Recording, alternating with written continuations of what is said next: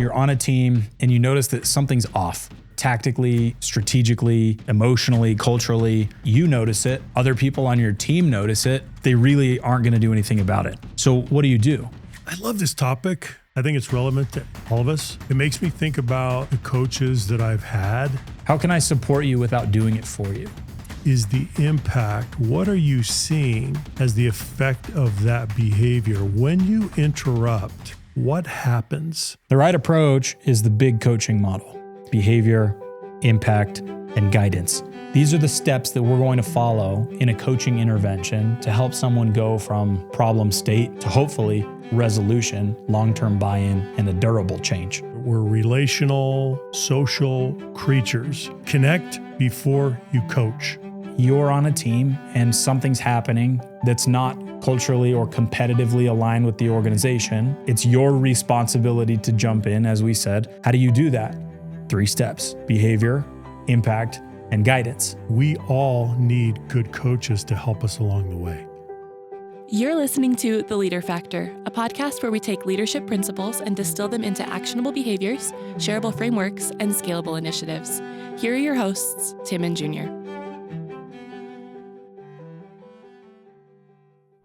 Hey everybody, it's Junior. Hope you enjoyed today's episode. Everything we covered today is going to be put together in a nice downloadable available for you in the show notes and at leaderfactor.com. Make sure to go and download it. If you liked today's episode, don't hesitate to leave us a like. Please subscribe and share with a friend. Catch you next time. Let me share a moment that almost all of you will face. You're working, you're on a team, and you notice that something's off with someone, either tactically, strategically, emotionally, culturally. You notice it. Other people on your team notice it, but they don't, or they don't want to. And if they do, they really aren't going to do anything about it. So what do? The temptation is to launch into a lecture immediately, to tell, to scold, to try to correct. But you notice over time, as you probably have if you've been in this situation, that almost nothing changes, ever. The pattern continues, and what was culturally, tactically, strategically off will continue to remain off for the foreseeable future. So what do? We have to intervene, but there has to be a new sort of strategy. And that's what we're going to be talking about today.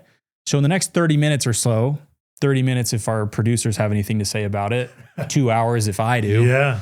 We're going to go over the big coaching model. This is one of my favorite managerial interventions or frames by which to look at coaching. It's a really neat one, and I hope that you find value. So Tim, today, what are you thinking about? What's top of mind as we launch into big coaching? I love this topic. I think it's relevant to all of us. It makes me think about the coaches that I've had, formal or informal coaches that I've had that have really helped me along the way, made key contributions to my growth and development, helped me become better. I was thinking of, I love this statement by Emily Dickinson, "I'm out with lanterns looking for myself." And I kept thinking about that statement this week, and I thought, okay, well, what are the lanterns? Who are the lanterns? You need lanterns.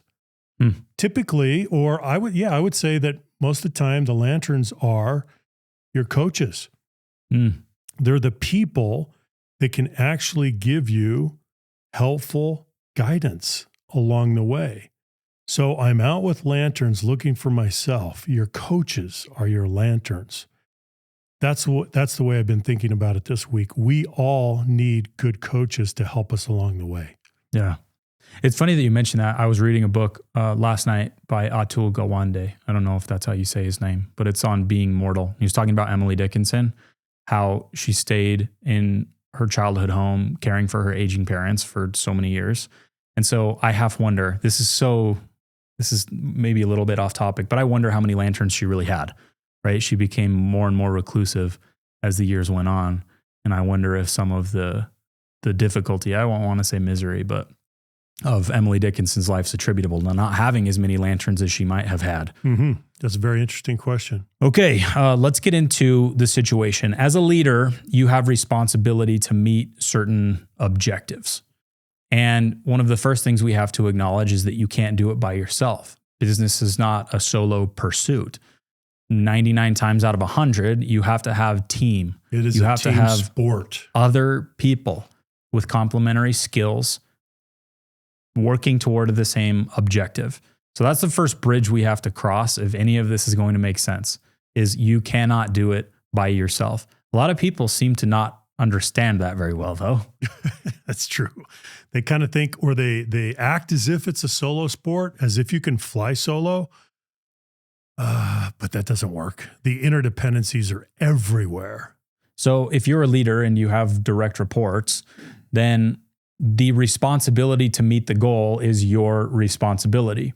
But if we acknowledge that we can't do it ourselves, then it then becomes your responsibility to help your team accomplish the goal. Most of you, if you're managing a team of people, you're going to run into some difficulty. You're maybe not going to achieve the results that you would like every single time. Maybe you're not meeting the objectives currently, so you have to do something about it. And that's part of what we're talking about today, is how do you develop your people in a strategic, linear, I guess it's iterative, but one cycle is linear. How do you do that in an emotionally intelligent, structured way such that your people respond, you build good rapport, and you're able to do this consistently over time to eventually meet the objectives? You have to get good at this. The ability to meet your objectives over time is not going to be dictated by your personal technical skill. That's something you're going to have to get over. It's going to be dictated by your ability to coach others to help them achieve the results in front of you. That's hard for a lot of us to I guess, fully accept, because Junior, for so much of our lives, our success is based on our personal performance. And that's what people look at. That's what people measure. That's what people care about. That's what people recognize. And now I'm in a different kind of world where I'm contributing indirectly through others. And it's just completely different, right? Now it's about the team. Now it's about my success being measured by the success of my team. So it's a different world. You used to have complete control, well, hopefully a lot of control over yourself. But when you're given direct reports, now you can't impose your will on your direct reports the way that you might your own self. And so what are you left with? That brings us to the first slide. You can't guarantee growth, but you can guarantee the conditions for it. So as a leader, what do you have responsibility of? Conditions. Tell me a little bit about that. Well, your job is to nurture, to foster conditions for personal growth and development. And you can do that. You do have control over that in terms of the way that you allocate work, give assignments, delegate, coach people, guide people, inspire people, direct people. You can do that. They're responsible to respond. Yeah. But you are responsible to put those conditions in place. And that is forever your job. Yeah. So the distinction is critical, but it's also empowering if you're a leader, because you realize, no, I do have power to put those conditions for growth in place. So those are the inputs. I don't have complete control over the outputs, because now it becomes interdependent. Now we rely on the members of the team, but I can't do my part. There's an analogy that I've been thinking about in terms of conditions to try and help people understand this. And conditions can be a hard thing to help people understand when we're talking about culture and psych safety and rewarded vulnerability. But let's say that you're a farmer and you have a plant that's not growing well. The farmer's not going to yell at the plant. The farmer's going to look at the soil. The farmer's going to look at the environment and the conditions. And so the plant is just the result of the conditions. If it's doing well and thriving, the conditions are probably good. If it's not, there's probably a root cause, no pun intended, that you need to look at in order to alter that so that you can get a better outcome. That's right. So let's talk about the preconditions for effective coaching. These are important to go over. The first one, a personal relationship. If you don't have a personal relationship with the person across from you, you're going to have a really hard time being an effective coach. And I think the best way to stress test this is to inquire of the audience if you've ever had a really, really good coach, one that you admire, one that was useful to you, one that helped you progress that you didn't have a good relationship with. Probably not going to have any. I can't think of any. I can't think of any. And then number 2, credibility as a reliable model. You probably also don't have examples of a really good coach that wasn't a credible coach, right? That's very true. They probably either did the thing or have credibility helping other people do the thing. And if you don't have that, you're going to have a hard time. There's a stat that I found from a 2024 HBR article. 89% of managers admit they correct before they connect. Oh, 89%. Yeah. It's like, well, we'll throw the personal relationship to the wayside. We're not going to worry about that. And we're just going to move into the intervention immediately. It's not a recipe for success. No, it's not. I've tried it. Well, we just have to remind ourselves, Junior, that we're relational, social creatures. Connect first. Right? Connect before you coach. Yep. So here's the common pattern. Tell to diagnose. We have a diagnosis, and so then what do? We come back and we tell. We say, hey, there was a result that I saw that's undesirable. It's not what we want. And so I'm just going to go and tell the person, 1, I didn't like what happened, and 2, I didn't like what you did about it, and don't do it again. Mm-hmm. How often have you heard that? Well, if you do that, it happens all the time, Junior, but think about the setting, think about the situation, think about what's happening. The person that you're telling, the person that you're sharing the diagnosis with, what are they doing? They're a passive observer almost. Okay, maybe they're a recipient of your information, but you're telling and they're receiving. They are passive, and you're expecting them. What are you expecting them? Are you expecting them to willingly, gladly, enthusiastically receive your feedback and say, that's fantastic. Thank you so much. I will go correct that right now. That almost never happens. So let's go back to the premise of coaching, right? The coaching paradigm, Junior, that we use for coaching and accountability matrix, the coaching paradigm rests on 2 assumptions. Number 1, most of the solutions reside within the person that you're coaching. You didn't even try to do that. You didn't even try to use inquiry and to draw out those solutions. Number 2, the second assumption upon which the coaching paradigm rests is that your job is to transfer critical thinking and ownership to the individual being coached.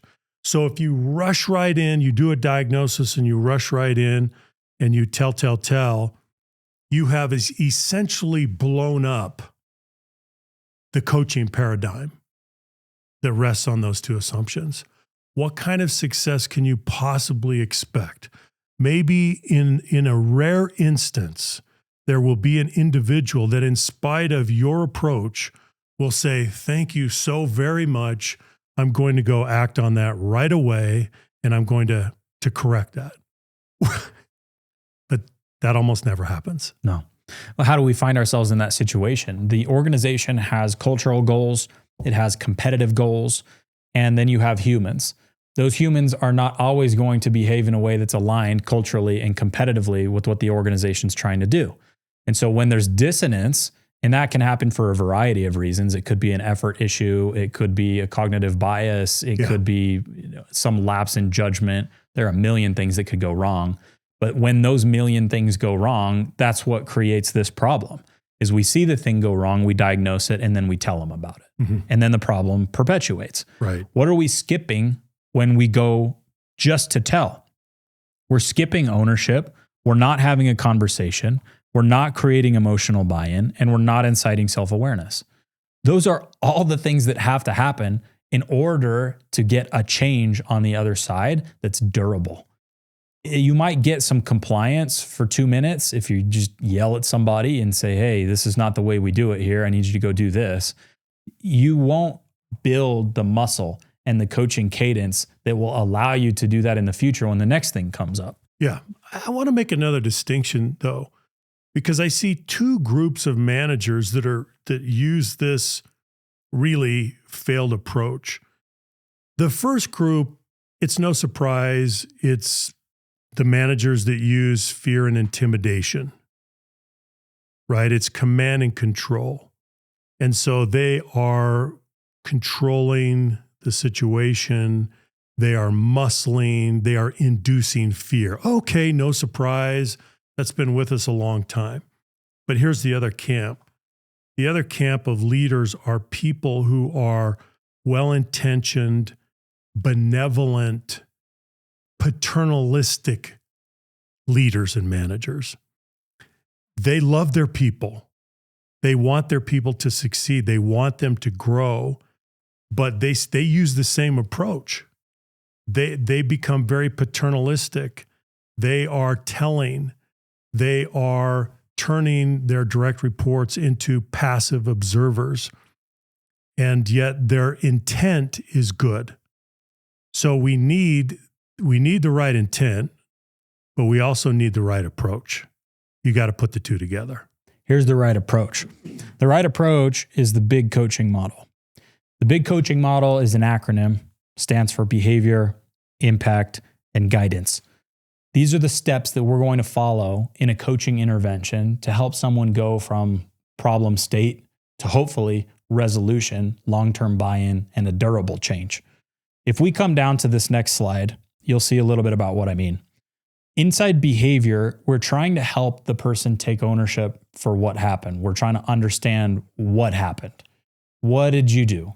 You look at these the questions. What's going on? What happened? How did you handle it? How did you react? Impact. What worked? What didn't work? How did people react? Guidance. What were your assumptions? Why did you do that? What's the next step? So this overarching model will give you a flavor of what's to come. We're going to go into each of the three steps individually, break them apart, help you understand how to apply them in your own context, and then we'll move to each one. B is for behavior. The goal inside behavior, this is the first step, is to make the invisible visible. What does this mean? This means that you're elevating self-awareness. This means that you are trying to help the person understand what they're doing, why they're doing it, and to reflect on that, especially if it's a pattern. It's all about awareness. Yep. Behavior, this step is all about awareness. And one of the principles of awareness is that awareness precedes correction. How many times have you or someone you know changed something, resolved something without knowing that they needed to do that in the first place? Without awareness. You just by accident? Yeah, you don't. But then you can't repeat it. No, you don't. So if you weren't aware of the thing, it's going to be really difficult to correct the thing. So that's why our goal here is to make the invisible visible. Now we do that through inquiry. Why wouldn't we do it by just telling them, as is often the pattern with managers? They have to come to that conclusion, Junior, and then that taps that. Then that allows them to continue the root cause analysis in their own minds to understand why they're doing it. How did they get to that behavior? What happened? They have to trace it to its origins. Yeah. I like the Alcoholics Anonymous example of acknowledging that you have a problem. Mm-hmm. Like, why is that the first step? Right? Right. If we don't make it that far, 11 more steps are not going to matter. True. I was in a course recently for precision rifle, so shooting for sport. And I was in Arizona at a desert range, really wide open, and we're shooting really long distances, really high caliber rifles. And there was a target that was probably 1,500 meters out there. It's a long way. This is long range. And there's a lot of math involved. There are a lot of interesting things happening. I won't go into the details. I would like to, but I won't.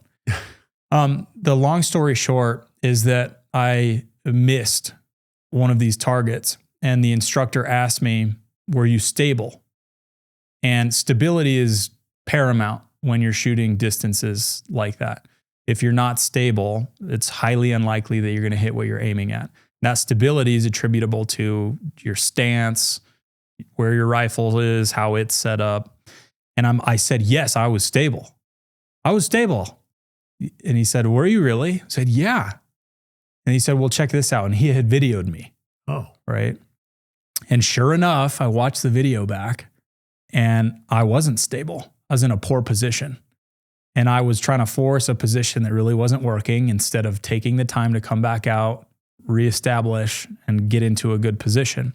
And it was an interesting example to me of the awareness preceding the correction. Because if he would have just yelled at me and said, hey, you're not stable, like get stable.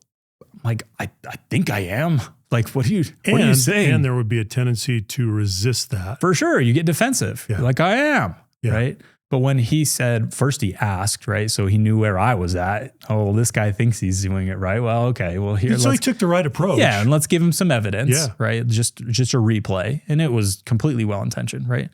And sure enough, I look at that and I said, okay, great. Well, now I'm aware. Mm-hmm. Now we can proceed to the correction. Now we're getting somewhere. But if we don't start there, we're not going to make any progress. That's a good point. So how often do we do this? When do we intervene? This is a question that I've heard recently from a few different people is I'm seeing a thing that I think might be an issue with one of my people. At what point do I jump in and say something? And I want to make a frequency and a severity point. If it's high frequency, low severity, I give it 3 times as a rule of thumb. I want to have a pattern that I can look to in hopefully a documented way and say, hey, I've seen this pattern. But on the severity side, you don't need to wait for high frequency if you have high severity. Maybe once. Immediately, right? Depending on the situation, you don't want to wait until they roll the car to say, hey, you maybe should have done this a little bit differently. Take that curve a little slower. Take the wheel. Sometimes you have to literally reach across and grab the wheel so that we're okay. Mm-hmm. So the severity and the frequency, if you think about those 2 things as variables in the situation that you're dealing with, that will help you understand when to jump in or not. If it's low frequency, low severity, and you just jump on it, it's really easy for the person on the other side to dismiss. It's like, this is not a pattern and it's not a big deal. Like, what are we talking about? And so you got to be careful with those. Okay, let's move into the next one, which is impact. Connect the dots. Your behavior creates ripple effects, and some of those ripple effects are obvious, some of them are not. And our goal is to help people understand that what we got awareness of at the behavior level led to something. That's right. And we're trying to connect those 2 things. How do we do that? Well, the behavior is the independent variable. It is the original cause, at least that's what we're assuming. And then from there, there's a cause and effect chain, right? And we get into consequences. And consequences continue to fan out, as you say. They can reverberate. They can move into first order, second order, third order. They can keep on going. The point here is to help the person begin to understand the cause and effect relationships. What happens as a result of your behavior? Can you trace cause and effect? Can you see evidence of the impact of your behavior? What happened? What did you see as a result of that? What were the consequences? This is where you have to, as you say, connect the dots. Let's start putting cause and effect relationships together. Here's something from Gallup. Employees who grasp the impact of their actions are 2.5 times more likely to change behavior than those given solution-only feedback. That's an interesting finding. It is. 2.5 times more likely. That's a lot. That's a lot. So if you give solution-only feedback, which comes through just telling, you have a very small chance of getting the result that you want, especially if you're trying to build skill in the person on the other side. And the time horizon is something that we don't think enough about. It's okay in the short term if you have some sort of immediate intervention and you're telling, maybe you solve the problem and maybe that takes you 2 minutes. But do you want to build the capacity in the person across from you to solve the next problem by themselves or to avoid it in the first place? If you're trying to solve for the longer term, you have to take the time to approach it this way, or you're going to waste eventual time because you're just going to go back to that every time and you're going to be telling and giving solutions and you're not going to see progress. Let me give you an example, Junior. So I remember an executive that I worked with, really a wonderful gentleman, but a kind of a domineering personality. And so he would go into a room and take over a meeting. He would commandeer the meeting and he would interrupt. He would interrupt very frequently. So as a coach, I could go to him and I could say, Keith, you are interrupting, you're commandeering the meeting, and you need to stop doing that. That's not the right way to go. Or we could follow the big coaching model, and when we come to impact, I could say, Keith, we've already been through the B, so he understands his behavior. But then I ask him, Keith, what is the impact? What are you seeing as the effect of that behavior? When you interrupt, what happens? Can you see what's happening behaviorally with the other people in the room? Then he begins to process. And I think, Junior, when you get to I for impact, this is where you help the person process both the cognition and the affect start coming together. So I'm understanding, I'm beginning to see cause and effect relationships, but in terms of affect or emotion, I'm absorbing that, right? I'm absorbing that cause and effect relationship, and I'm seeing the adverse impact on other human beings. And when I absorb that, if I am a feeling, caring human being, I'm going to say to myself, oh, that's not what I want to happen. I, of my own accord, my own volition, that's not what I want. I can see that that's a negative, adverse consequence, that it's having a negative effect on my colleagues, and I care about my colleagues. I don't want to do that. And so now I'm self-diagnosing when I see the I. And you see the cognition and the affect coming together. The thinking brain and the feeling brain are working in tandem. That's what we want to have happen. But you can't do it for them. That's what we're saying. This is not the coach's job to do that for them. They have to do it. That's why you got to lead with inquiry. If we go to the questions underneath impact, you'll see some of the ones that Tim alluded to. This one is great. Are these the results you wanted? Yeah. I love that question. Are these the results that you were after? Well, no. Okay. What results were you after?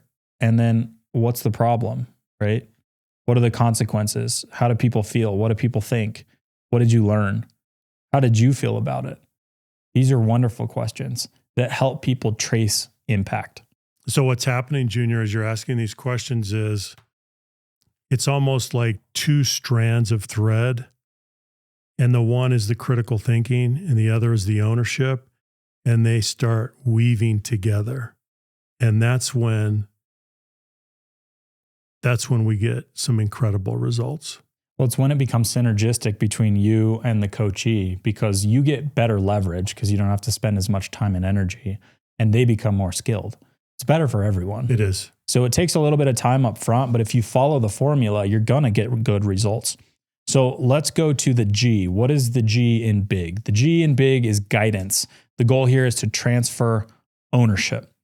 So to your point about weaving those strands, we have to do this at the same time.